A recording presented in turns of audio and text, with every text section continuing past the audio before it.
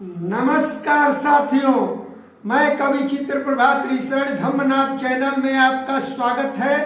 धम्मनाथ channel को subscribe कर ले, कमेंट लाइक करके शेयर करें।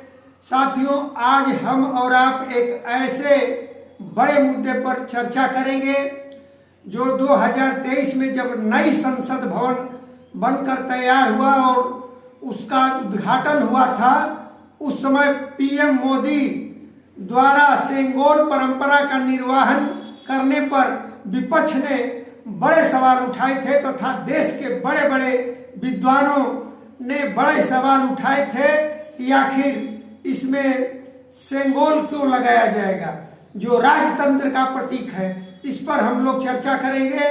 पुनः जो है 18वीं लोकसभा में सांसदों का शपथ ग्रहण अभी बीते दिनों हुआ है।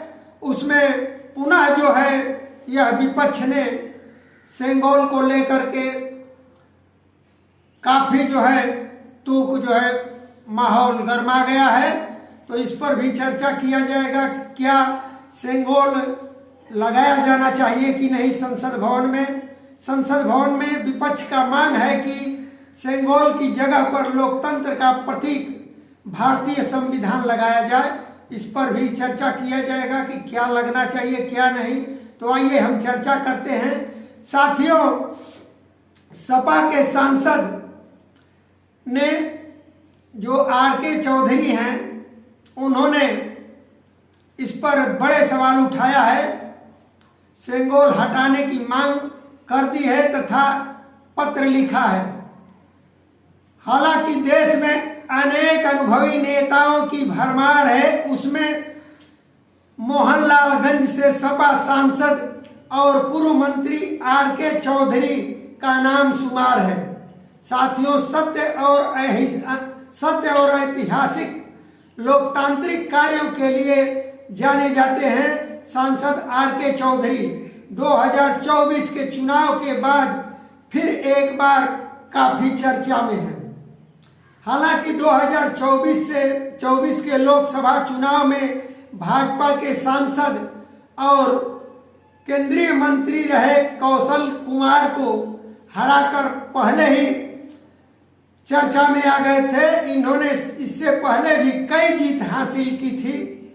अब सपा सांसद आर.के. चौधरी लोकसभा में लगे सेंगोल को हटाने की बड़ी मांग करके संसद का माहौल काफी गर्मा दिया है। आपको बता दें कि पिछले वर्ष 2023 में जब नई संसद का उद्घाटन हुआ, उस समय पीएम मोदी द्वारा सेंगोल परंपरा का निर्वाह करने पर विपक्ष ने बड़े सवाल उठाए थे। पूरे देश में इसकी भर्त्सना हुई थी। अब यहां फिर से 2024 संसदीय चुनाव के परिणामों के बाद सेंगोल मुद्दा पुनः जो है तूल पकड़ लिया है और माहौल गर्मा गया है। साथियों, विपक्ष के सपा सांसद और पूर्व मंत्री आर.के. चौधरी ने लोकसभा में लगे सेंगोल को हटाने की मांग करते हुए इसे लोकतांत्रिक भारत में राजतंत्र का प्रतीक सेंगोल बताया है। साथियों, उन्होंने कहा कि लोकतंत्र भारत में राजतंत्र का प्राचीन प्रतीक चिन्ह राजदंड सेंगोल नहीं चलेगा। इसकी जगह पर भारतीय संविधान, जिससे देश चलाया जाता है, जिससे देश चलता है, उस भारतीय संविधान के विशालकाय प्रति को उस स्थल पर, उस संसद भवन में लगाया जाना चाहिए। उन्होंने कहा कि सेंगोल राजतंत्र का प्रतीक है और लोकतंत्र भारत में राजतंत्र का प्रतीक नहीं चलेगा। सेंगोल की जगह भारतीय संविधान लगाई जाए, जिससे देश चलता है।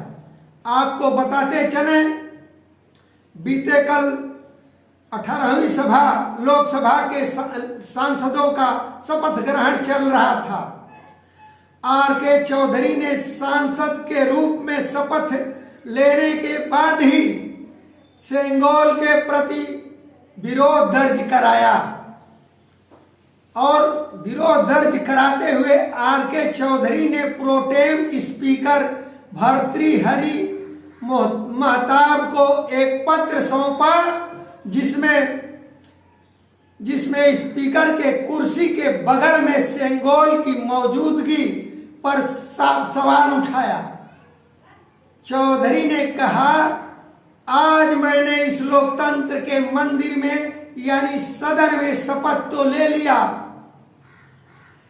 लेकिन शपथ में कानून द्वारा स्थापित भारत के संविधान के प्रति सच्ची आस्था और निष्ठा रखूंगा। इसका मैंने शपथ तो लिया, लेकिन महोदय,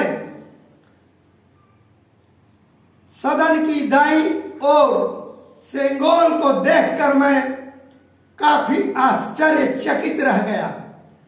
महोदय, हमारा संविधान भारत के लोकतंत्र का एक पवित्र ग्रंथ है, जबकि सेंगोल राजतंत्र का एक प्रतीक चिन्ह है। जबकि हमारे देश में लोकतंत्र स्थापित है, हमारी संसद लोकतंत्र का मंदिर है, किसी राजे रजवाड़े का राजमहल नहीं है। इसलिए यह लोकतंत्र के मंदिर में ये राजतंत्र का प्रतीक सेंगोल नहीं चलेगा।